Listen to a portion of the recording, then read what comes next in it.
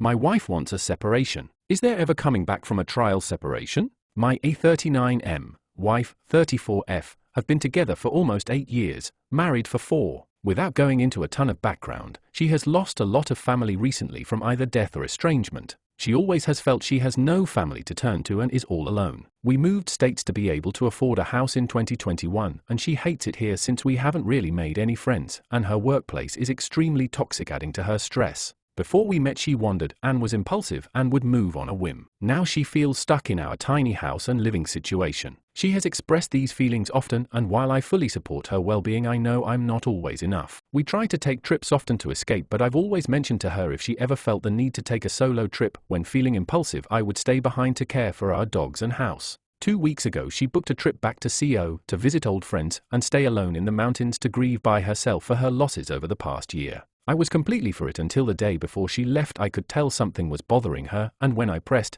she said that she feels we need a separation. My heart absolutely sank. Not only do I feel I've failed as a partner, but I'm so nervous about what that means going forward if divorce happened with the house, our dogs, etc. After she left, I noticed she left her wedding ring behind, and it pretty much killed any hopes she still viewed our marriage as something to save. As for the separation, we live in a small 2-bed house. There's nowhere to escape and be alone when one wants privacy. While I mostly work from home and get my me time, she rarely has the opportunity. We also don't have the funds for one of us to rent an apartment to truly be separated. So back to my original question, is there ever any hope to mending a marriage when one person wants a trial separation? I asked if we could try counseling, which she didn't oppose, but she's always been skeptical of therapists and counselors. I'm in a bad place right now, especially since she told me before she left, leaving me home by myself for 4 days not knowing what the future holds. Comments. Commenter 1. It also seems that somehow you ended up in a situation that is the complete opposite of the way she likes to live. She wants friends, freedom, and travel, and you are living away from her friends in a tiny house.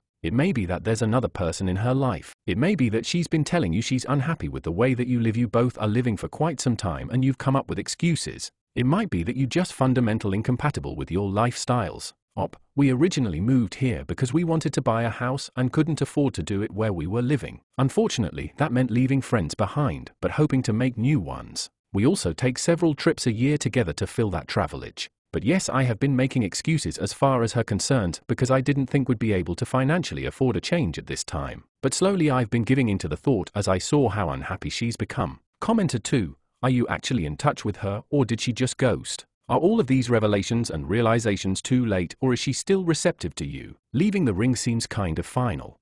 We've texted a little yesterday and today. I'm trying to keep it light knowing we'll have plenty to discuss when she gets back. Give me a ward. She's off on a solo trip to grieve by herself and conveniently drops the separation bomb right before. Sounds like she's already made up her mind. Brace yourself, buddy. Update. First off, thank you for the many of you who had kind words through posts and direct messages. It certainly helped allowing me to vent and get my thoughts out. Since it's been a few days since most of these comments, I can't remember everything that was asked or touched on, but I wanted to catch you all up to speed to the last few days. We did speak throughout the weekend through text and a couple calls. I also had a couple of our mutual friends reach out when they learned of the news, as she used them as her outlet and source of advice, having gone through their own separations. We had a Saturday night call where she was alone at the condo and was extremely low. I kept making sure she was safe, but she assured me she would never hurt herself as she has too much she needs to accomplish and prove. Sunday was a better day for her, running the trails and attending a big event in Vale. Finally, on Monday night, I picked her up around 11 p.m, but we were too exhausted to speak and she passed out as soon as her head hit the pillow. Tuesday after work, we had a couple hours worth of good discussion. It felt good to be able to speak openly about a lot of things.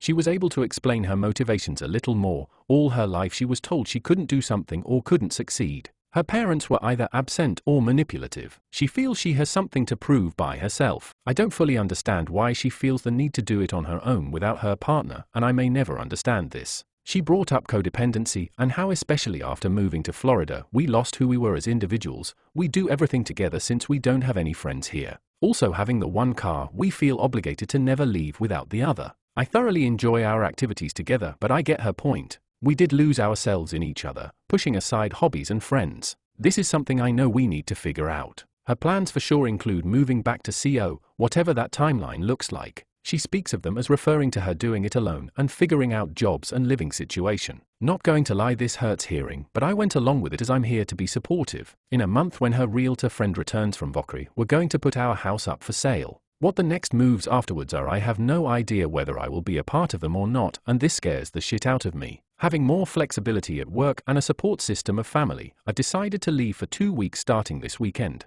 I'm going to buy a car and first head up to my parents' place in NC, then either my sister's or another relative. At this point I know I'll need to come home to recharge, see my dogs, sleep in my own bed, etc. I told her this plan and that if she needs to be away from me she'll need to find her own spot for however long. This didn't go well and she took it as I was kicking her out. I love living with her and don't mind sharing the space, but I had to set a boundary. This was something she wants and I can't be the one leaving my own home indefinitely. I had to revisit this topic and tell her I'm not kicking her out, just that I don't want to have to leave my home and comfort. She said she reacted because of the reality setting in that she has no one or nowhere to go. She does have a couple people that would take her in for a short duration if necessary, but she is full of self-doubt and abandonment issues. As for living together currently, we are still sleeping in the same bed, though now we're clothed pajamas, no cuddling, no kissing, maybe get a hug once a day. It's so hard to turn off the switch like this as I'm a very affectionate person. Touch or physical contact is my love language. So to that end I'm scared as to what that means our living situation will be like.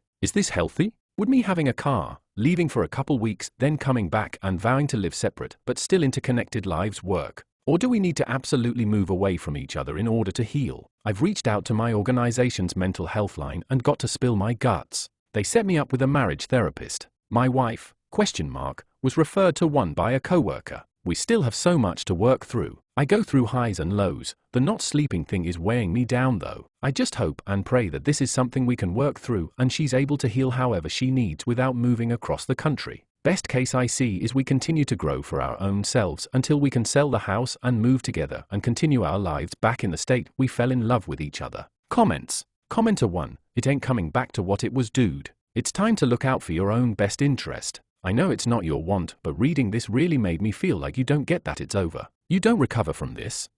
I'm slowly coming to the realization. Letting go is just the hardest part. Commenter 2. It's okay if it takes time. This isn't like having a big blow-up fight, or finding out a spouse was cheating or some other horrible secret. There's no big catalyst forcing you out of love. The best you can do is to try to not talking yourself into having hope things will turn around. Instead, talk yourself into moving forward and remind yourself that with time it will get easier. Thank you for this. Yes, all advice from friends around me and material online says the same. Doesn't make the act any easier, but at least it's something to give me guidance and know I'm headed in the right direction.